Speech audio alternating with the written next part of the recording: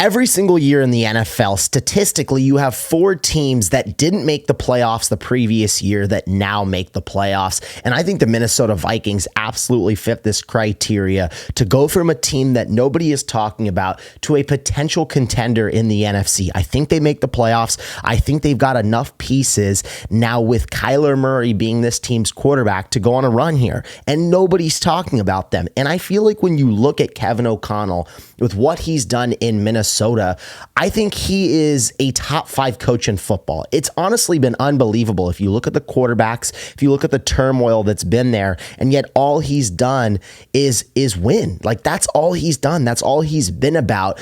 And there's been some tough seasons, and there's been some tough situations with quarterbacks. Last year, we saw J.J. McCarthy really struggle after Kevin O'Connell took him in the first round. I was so excited about J.J. McCarthy, and now we see that he loses this quarterback battle with KylerMurray. We all knew that was going to happen, but ultimately, I think this Vikings team is going to be really, really good this year. They're so talented everywhere, and the big question mark has been, can they hit on this quarterback position?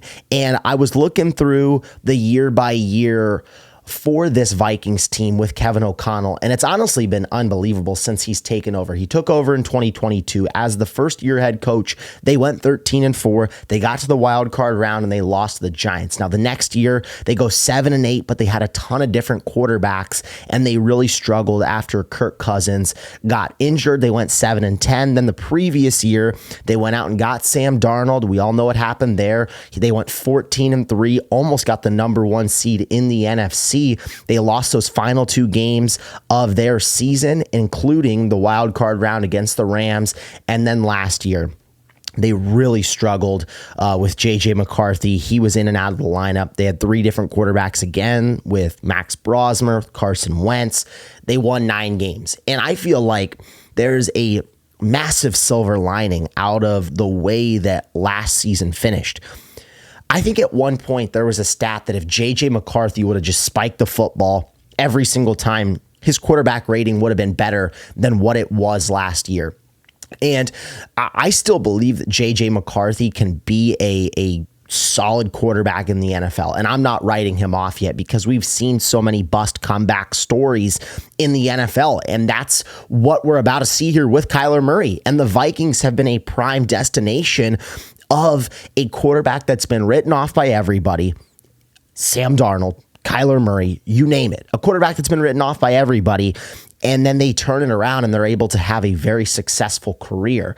I don't believe that J.J. McCarthy is done in the NFL. I still think he's got some time left. But if you're Minnesota, it's obvious that you had to move on from him because you have this very short window where you have a Justin Jefferson, you have a Jordan Addison, you now get a Juwan Jennings, who I think is a tremendous receiver. You have TJ Hawkinson, you have a solid offensive line. Statistically, you have a top 5 defense in the NFL, if not higher. They were 3rd in yards per game allowed, and I believe they were 6th in points per game allowed. This is a very elite defense, and I keep asking myself every year, I'm like, when is Brian Flores going to get this head coaching opportunity? Because I feel that he has had one of the best defenses in football over the last 3 or 4 years, and he is a brilliant defensive mind. I'm super bummed out that Jamal Adams tore his ACL the other day because I think he was going to be really fun to see what he could do in this Vikings defensive scheme.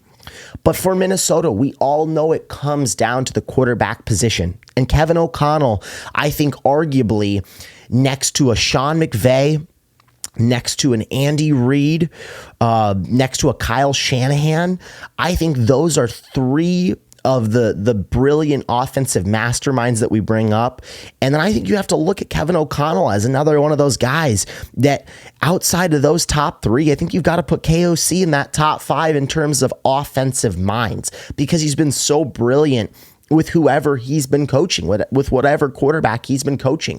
Now he gets a guy like KylerMurray, a former number 1 overall pick, a guy who won the Heisman Trophy in college, a guy who had some rough years in Arizona, but I really feel like the ACL, it kind of knocked him off his course. Once he lost DeAndre Hopkins, things were tough in Arizona, and everybody wrote him off, and it was not a great situation over there. And I think you would be naive to just sit here and say, hey, Arizona struggled because of Kyler Murray. No, I think it was good for both sides to move on because sometimes you just need a new change of scenery. And I feel like this new change of scenery for Kyler Murray is going to be exactly what he needs to reignite his career. And Kevin O'Connell, we saw him do this with Sam Darnold. When Darnold was written off by the Jets, he had, that short stint in Carolina where he was solid for a little bit and then left. And then he was really good in Minnesota. And they had that tough question where JJ McCarthy tears out his knee, doesn't play his rookie year, and Darnold wins 14 games. Like, I don't know if you guys remember, week 18, they had an opportunity to get the number 1 seed in the NFC. They're playing the Lions. And I remember that game. I'm like, man, if this Vikings team gets the number 1 overall seed in the NFC, that would be unbelievable. And still, the fact they won 14 games with Sam Darnold, everyone was just like, hey, this guy's going to be a bridge quarterback. He's probably just going to back up JJ. For him to have that good of a year, I think it speaks volumes, obviously, about how good Sam Darnold has become. But I think it also speaks volumes about Kevin O'Connell.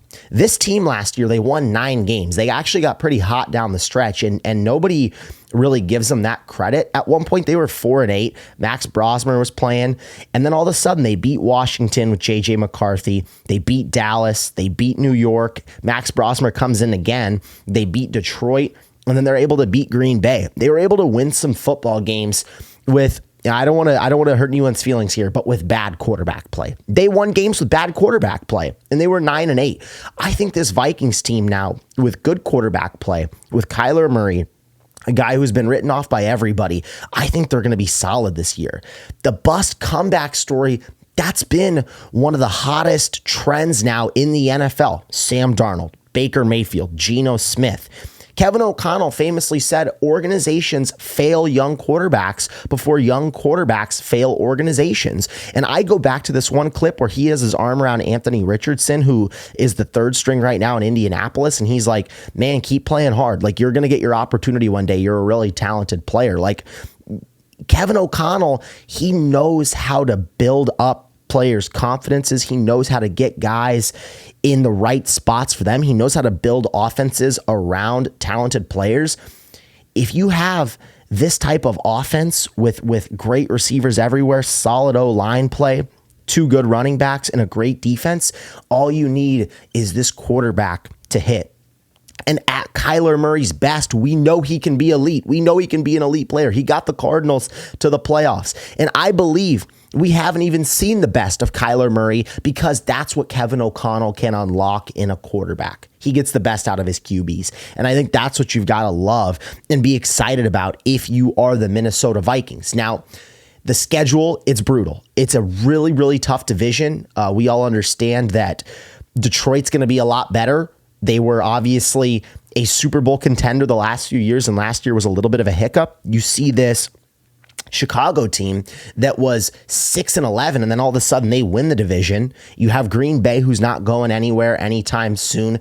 This is a division where all 4 teams, in my opinion, can make the playoffs. All 4 of these teams are going to be very, very solid. So how can Minnesota really take advantage of this Kyler Murray signing? Because I feel like this is what's going to be enough to get them into the playoffs. Let's go through the schedule here. Week 1, starting out tough here with Green Bay. It seems like in the division, if you can just go 3-3, if you can split, I feel like you're in a really good spot. I'm going to have them splitting here with Green Bay. They start 1-0. Then I'm going to have them losing to Chicago because I think they'll split here as well, 1-1. I'm going to have them beating Tampa Bay. I'm going to have them beating Miami. I'm going to have them beating New Orleans. Really early bye week here, week 6. Not necessarily what you'd want to see, but they're gonna go into a really tough second half of the year. But they're 4-1. They're feeling good. They play Indy. I think they're able to beat Indy. They're 5-1. Then I'm going to have them losing to Detroit, 5-2. I'm going to have them losing to Buffalo, 5-3. And then I'm going to have them losing to Green Bay. So a little bit of a hiccup in the mid part of the regular season. They're 5-4 at this point. Then I think they're going to get hot again. I like them to beat San Francisco. I like them to beat Atlanta and beat Carolina. So they did a really good job of rebounding. They're now 8-4. I think they go on the road, and I think they beat a New England team that is trying to find their identity at this point in the year after being a Super Bowl contender. They're now 9-4. Like I mentioned, they'll split against Detroit. I have them at 10-4. Then I think they will beat Washington 11-4. Then they're going to beat the Jets, and then they're going to beat Chicago. That rounds out to a nice 13-4 if you are the Minnesota Vikings. Now, maybe I'm being a little too kind with how I have this team finishing, but I totally could see them winning 12 or 13 games. This is going to be a very elite football team that I don't think is getting enough credit. Now, obviously, it's all going to come down to KylerMurray. But I think you have teams that don't get enough credit, and then all of a sudden they shock everybody. If you look at the trends of Kevin O'Connell and this Minnesota team, it's, hey, we're going to win 13 games. Okay, the quarterback plays in the tank. We won 7 games, and that was 2023. Then all of a sudden the quarterback plays good. We win 14 games. Last year, 9-8. Why can't they win 13 games again? Why can't they get hot? Why can't they be one of the better teams in this division? I think if you look at everybody's defense in this division, I think they probably have the best one next to Green Bay probably, but Micah's going to be out for a little bit. I think the Vikings have the best defense in this division. I think they have the best skill group in terms of receivers in this division. I think they have one of the best offensive lines in this division next to Detroit. And now it's going to come down to the quarterback play. We all know that Jordan Love's a top 10 QB in football. Jared Goff is a top 10 QB in football. Caleb Williams, probably a top 10 QB in football. I think all three of those guys have serious cases at being top 10 quarterbacks in football. KylerMurray, if Kevin O'Connell can get the best out of him, I think KylerMurray has the upside of being a top 10 quarterback in football this season. I absolutely believe it. With those types of weapons, with that type of offensive mind that you have, and Ben Johnson, I know I listed some of those coaches earlier. I'd put Ben Johnson in that same mix in terms of offensive minds. I think Kevin O'Connell's a little more proven. I just think people forget how good he is. I think that's the problem with the NFL. You have this recency bias that happens all the time.